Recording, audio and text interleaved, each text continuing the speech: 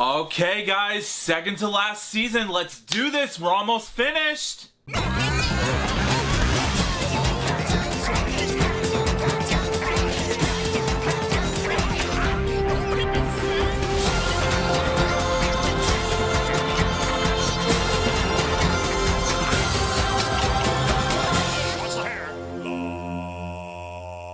Yo, what is up, my Cinedroids? G to the S here. Today, I'm gonna be reviewing Marvel's Agents of S.H.I.E.L.D. Season 6. Sorry I haven't gotten around to review this show for a long while. Again, life situations, they always get in my face. But I'm back now for more Agents of S.H.I.E.L.D. goodness. Let's get started. Last season, the team leaped forward in time to a dystopian future they soon realized must be prevented. While facing multiple timelines and new enemies from faraway planets, they found family, friends, teammates, and their courage to pull off the biggest challenge yet. What's their next challenge, you may ask? Well, it results into coming to grips with the knowledge that bending the laws of space and time may have saved the planet, but it couldn't save Fitz or Coulson. Ooh, now we have ourselves an intense thrill ride. First off, the use of CGI, as well as the show's use of visual and practical effects, looks stunning in this show. They provide the best use of CG combined with practical realistic effects I have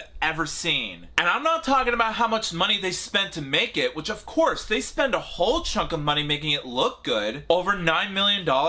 Not too bad. But I'm talking about how much time and effort they spent making it look immensely good. And as you can tell, they worked hard to make it. So props to not only Marvel and ABC Studios, but also to Joss Whedon's creative TV company, Mutant Enemy, for taking their time and effort to make this show as realistic and down-to-earth as they can. Keep up that energy. Also, the use of camera work and cinematography looks amazing too. It clearly shows that these people stepped up their game throughout the course of the whole series. The amount of swooping camera shots from the action sequences, which I will get to discussing in a little bit, even to the intense dogfights in the air using their Quinjets, they look so awesome. Even when we get to the episode where both Daisy and Gemma Simmons both get drunk eating those colored popcorn looking things. They match the environment that this world is set in. Now, personally, I thought the episode was weird. I won't go into too much detail on it, but in terms of execution, the cinematography matches the tone the show is going for. So with that, huge kudos to the camera team and the special effects crew for making the environment feel more alive and much like a lived-in world. Let's see if you can keep this up from there. Also, speaking of Joss Whedon, not only was he in charge of developing this particular season, but a bunch of other directors joined in, and one familiar face. Like, for example, Clark Gregg pitched in to direct the first episode. How awesome is that? But he's not the only one to be allowed to be in the director's chair. In fact, I'll list them out for you. We have Kevin Tancheron, Jesse Baccio, Mark Kolpak, Lou Diamond Phillips, Keith Potter, Kristen Wendell, Sarah Boyd, Gary A. Brown, Jennifer Fang, and Nina Lopez Corrado. All you guys did a fantastic job at coaching your actors and giving their energy to their performances per episode you shoot on set. In terms of the show's dramatic and emotional scenes and its use of character development throughout each episode I watch, whenever something tragic happens, they never sugarcoat it. No spoilers, but the way they're directed to display emotion, not only was it well executed, but it left a huge impact on me, which is what I want. Awesome job. Let's see if you can pull this off once we get to the series finale, so stay tuned for my review of that once I finish it. But still, A+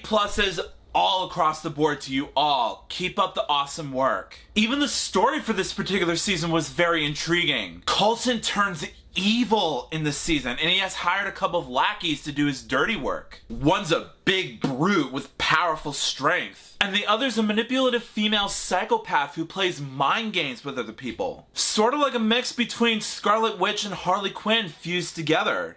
I don't mind that at all. As long as they serve a threat to our main heroes, you have yourselves a very intriguing, edge of your seat, survival of the fittest thriller. Also, I thought the action sequences were very well choreographed. I absolutely love Melinda May's fighting skills. Seriously, she's insane. Never mess with Ming-Na Wen, she'll take you out in a heartbeat. She's one tough fighter, that's for sure. But still, the action scenes serve a purpose to their emotional struggle to accomplish their mission of preventing S.H.I.E.L.D, played wonderfully by Carolina Wydra, from opening up 3 monoliths causing world domination, like all villains do. But still, for me, I'm rolling with it because it's just too awesome to think otherwise. She still does serve a threat to the characters. Now, in terms of problems with the show, there are a couple of episodes where it can get a little weird and bizarre. One of the 2 episodes, titled Fear and Loathing on the Planet of Kitsen, the whole episode revolves around both Gemma Simmons and Daisy Johnson eating one of those colored popcorn looking things, and basically gets them drunk off the fumes in a sense. Now, granted, it does make sense that they have not been on that planet before, but I just thought it was a little bit weird.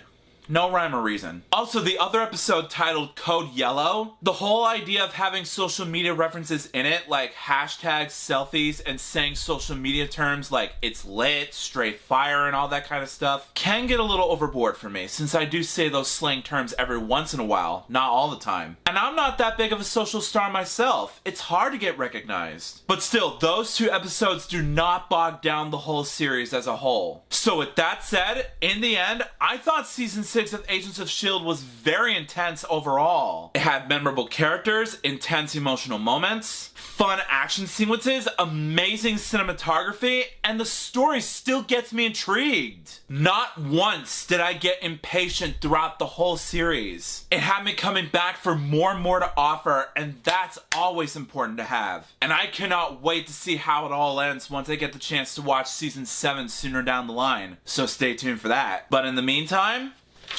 I rate Season 6 of Agents of S.H.I.E.L.D. 4.5 stars out of 5. It's still very intriguing, it's still heart-wrenching. It's just that those 2 episodes that I just discussed earlier bothered me a little bit. But still, highly recommend it, guys, like I always say. So Season 6 of Marvel's Agents of S.H.I.E.L.D. Have you seen every episode? If you haven't, good luck getting out of those monoliths because you're in one. But if you have, come back and let me know in the comments what you thought about it. Also, if you like this video and you want to see some more, make sure that like button shines in your face. That'll totally help me out a ton. Also, share that video with your family and friends and favorite it. That's a very good way to show support for this review. Also, if you're new to my channel, make sure to subscribe and ring that bell right next to you so you can be notified of future videos that I have in store for you. And also, if you want a shout out in a future video, just follow me on both Instagram and Twitter, and I will choose one of my Cinedroids to be displayed as a shout out. The link's in the description below. But until then, I'll see you next time. Peace out.